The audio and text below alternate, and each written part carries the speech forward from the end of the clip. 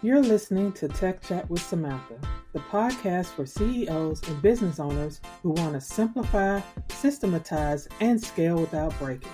I'm your host, Samantha Pointer, certified automation service provider and owner of Samantha Pointer Enterprises.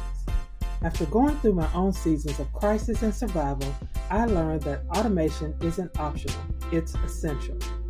Every week in just 15 minutes, more or less, I'll bring you stories, strategies, and practical steps to help you turn tech into your hardest working employee and build a business that runs without you. Let's dive in. Welcome back to Tech Chat with Samantha.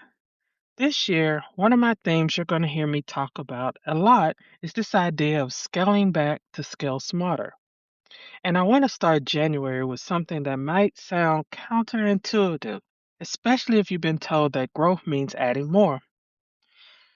In this episode, scaling back is a strategy while simplifying system comes before growth. I'm calling it that because what I'm seeing right now across businesses of all sizes is not just a lack of tools, it's a lack of clarity. Why I say more is not always the answer is because most businesses don't need more software. They don't need more automations. They don't need another platform promising to fix everything. What they actually need is fewer systems that work better together. Now, I'm not talking about if you have no system at all. You definitely have to have some type of system. But if you're that business owner or that CEO who has a ton of systems that don't talk to each other, that don't work together, or just overkill, then this is the episode for you. Because over time, businesses accumulate tools reactively. One is for email, one is for scheduling, one is for payments, one is for projects, and so on and so forth. And before you know it, you're maintaining a tech stack instead of running a business. That's when growth starts to feel heavy. And we're wanting to pull away from this reactive accumulation of tech tools. So let me tell you what scaling back actually means. Scaling back doesn't mean doing less because you're shrinking. Hear me now. It means doing less so you can grow with intention. It looks like you asking, what tools are we actually using? What systems are duplicated? What processes are overly complicated? Especially this one, this question right here. I've seen again just in the past, I'm going to say 3 weeks, overly complicated processes. So, really take time and think about that one. What processes are overly complicated? And then ask what exists because it once solved a problem that no longer exists.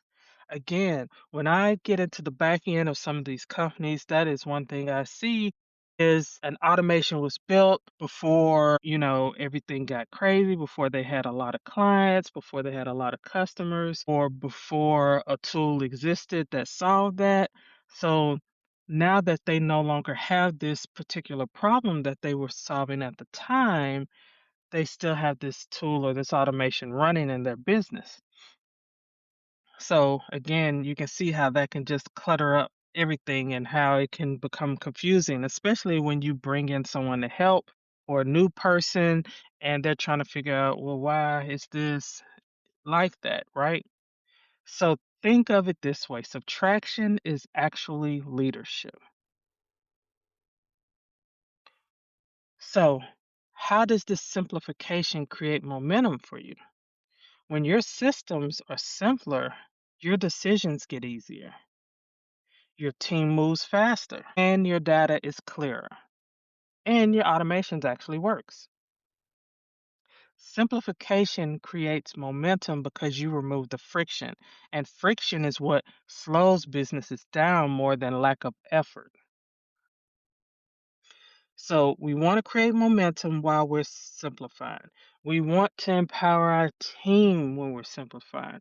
We want to take into account what are the tools we're using? Why? Who is using this? Why are you using that? I just harken back to my days as an organizer of how I would actually try to find a more efficient way to do things. And I carry that into my business today. How can I make this more efficient? Really think about that. So you might be saying, hey, Sam, I get it.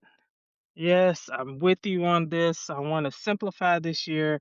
I want to not be working like a chicken with its head cut off in my business this year. So, what can I do instead of adding more? Well, before you add anything new, I want you to do three things. The first thing I want you to do is inventory what you already have. What tools, that means tech tools, that means processes, all the things. What do we already have? What have we already paid for? What are we already in possession of? And then I want you, number two, to clarify what each system is responsible for. So, if you are using a tool like Help Scout or Fresh Desk, I want you to clarify what it what its use is, what it's responsible for. Is this tool responsible for following up with my customers and providing customer service?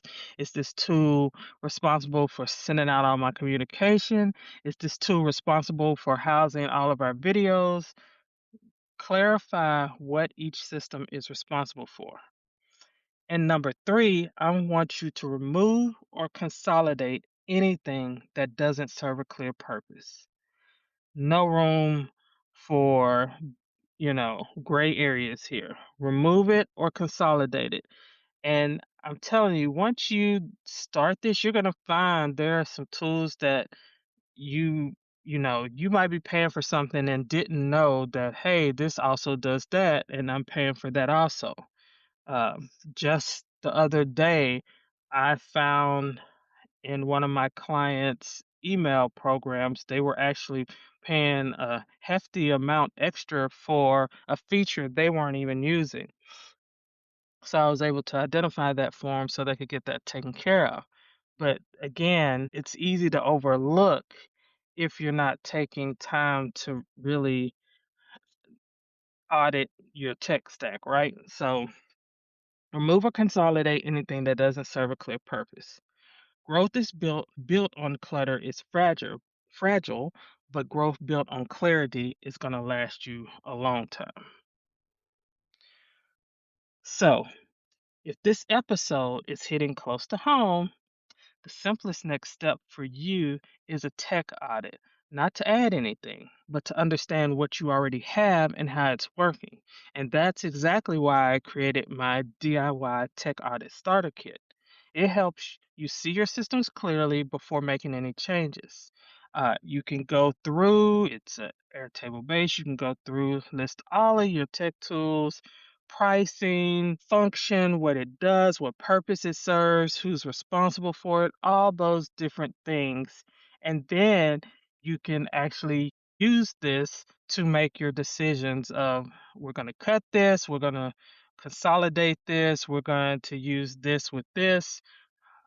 It's great. It's simple to use. I give you a walkthrough of how to use it, and this is actually a scaled down version of tech audits that I do with clients who get my full tech audit where I go through and do all that documentation for you.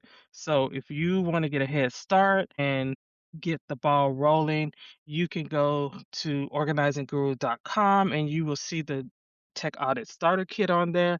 I'll also link it in the show notes so you can get there. But don't overlook this step. This is a great time of year since this is the beginning of the year. This is a great time to really jump in there and audit your tech stack to see what you can get rid of, what you can consolidate, and really simplify what you're using and be more intentional about what you're using in your business. So, scaling back is not a setback. it's a strategy. And when you simplify first, everything else becomes easier, especially automation. So I hope this episode has helped you, has opened your eyes to what you can do right now. Again, beginning of the year, a great time where most people are still recovering from the holidays. So this is a great time to hop in there and get this stuff settled. And I will see you on the next Tech Chat with Samantha, where we'll dive even deeper. That's it for today's Tech Chat with Samantha. If you're ready to stop being the bottleneck and finally get your systems working for you, grab the Tech Audit Starter Kit or book a technology breakthrough session at organizingguru.com. Thanks for listening, and remember, your business doesn't have to run you into the ground. With the right systems, it can run without you. Until next time, happy automating.